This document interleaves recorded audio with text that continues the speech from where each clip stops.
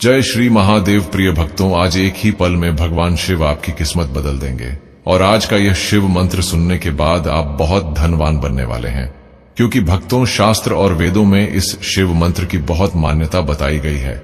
ये मंत्र बहुत ही चमत्कारी है। जो भी भक्त इस मंत्र को पूरे सच्चे मन से केवल सुन ही लेता है तो उस व्यक्ति की आवाज सीधे महादेव के हृदय तक टकराती है और वह व्यक्ति जितना भी धन दौलत महादेव से मांगता है वह उसे खुशी खुशी दे देते हैं। इसलिए भक्तों, आपसे हाथ जोड़कर निवेदन है, आप इस चमत्कारी मंत्र को अनदेखा करने की भूल न करें।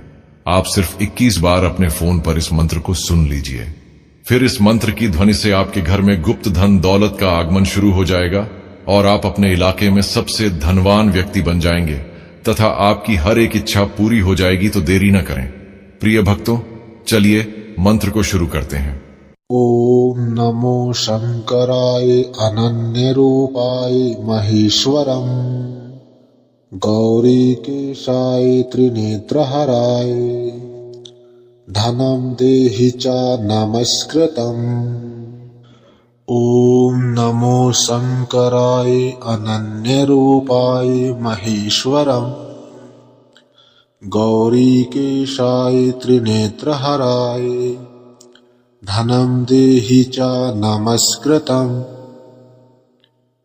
ओम नमो शंकराय अनन्य रूपाय महेश्वरं गौरीकेशाय त्रिनेत्रहराय धनं देहि च नमस्कृतम्। ओम नमो शंकराय अनन्य रूपाय महेश्वरं गौरीकेशाय त्रिनेत्रहराय धनं देहि च नमस्कृतम्।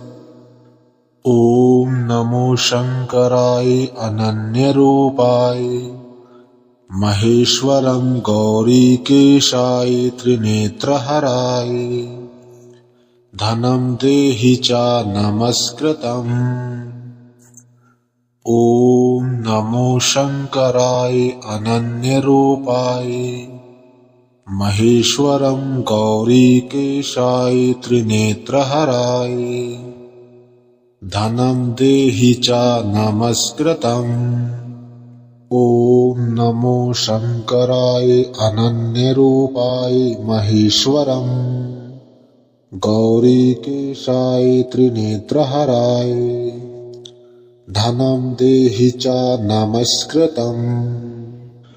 ओम नमो शंकराय अनन्य रूपाय महेश्वरं गौरीकेशाय त्रिनेत्रहराय धनं देहि च नमस्कृतम्।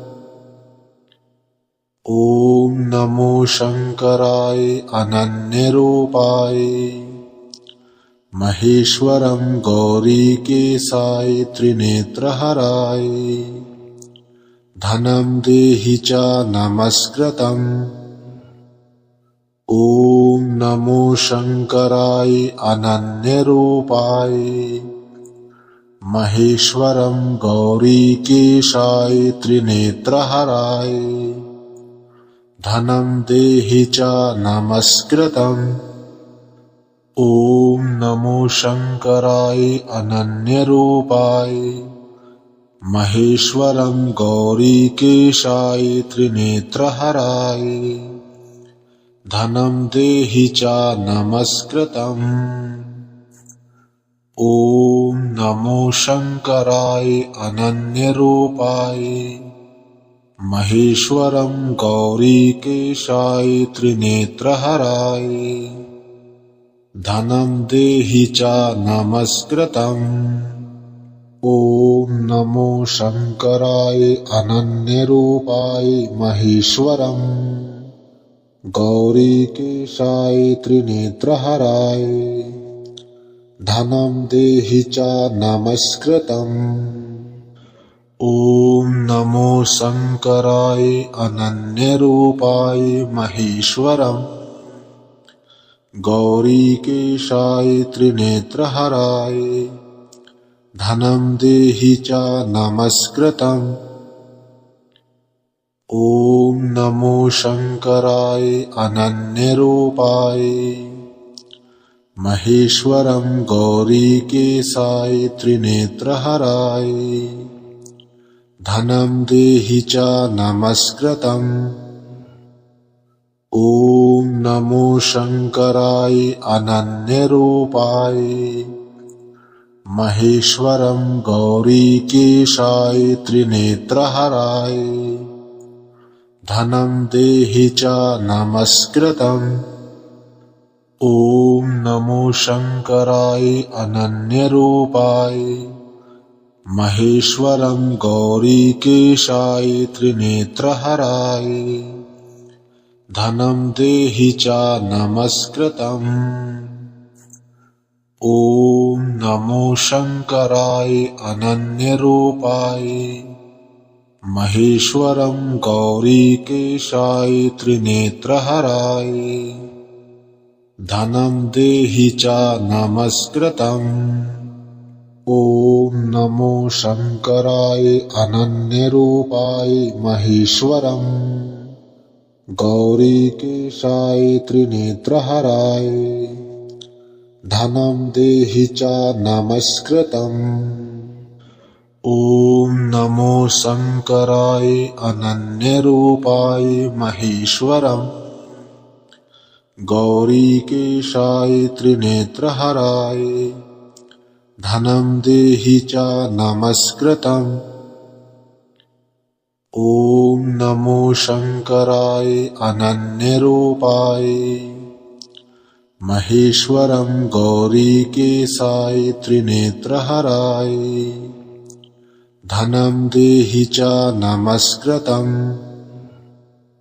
ॐ नमो शंकराय अनन्यरूपाय महेश्वरं गौरीकेशाय त्रिनेत्रहराय धनं देहि च नमस्कृतम् ॐ नमो शंकराय अनन्यरूपाय महेश्वरं गौरीकेशाय त्रिनेत्रहराय धनं देहि च नमस्कृतम्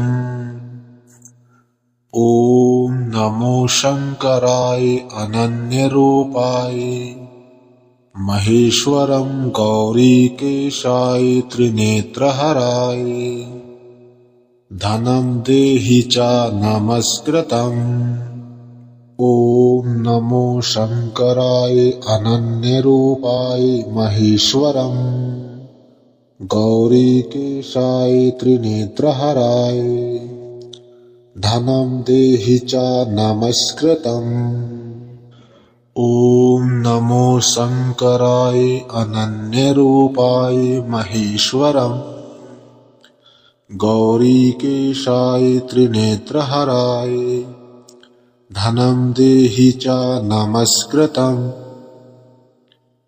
ॐ नमो शंकराय अनन्यरूपाय महेश्वरं गौरीकेशाय त्रिनेत्रहराय धनं देहि च नमस्कृतम्। इस वीडियो को ऊपर मत करना। तू जो सोच रहा है महादेव को सब